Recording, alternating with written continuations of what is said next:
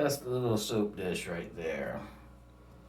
And I was trying to make him 83 by 55 millimeters. Damn it, come on, camera.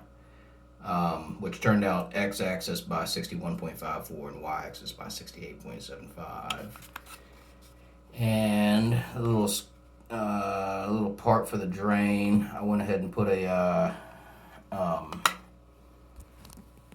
soldering iron, some white light, soldering iron in there, and made it so all the water would drip out.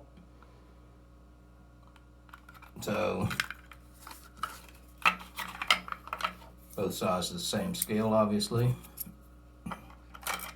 Oops. Oops. There you go, just like that. Wish the drain would have been on that corner, but it wasn't. Whatever, it'll drain just fine like that. And yeah, turned out about perfect. I appreciate the artist that put it together for us.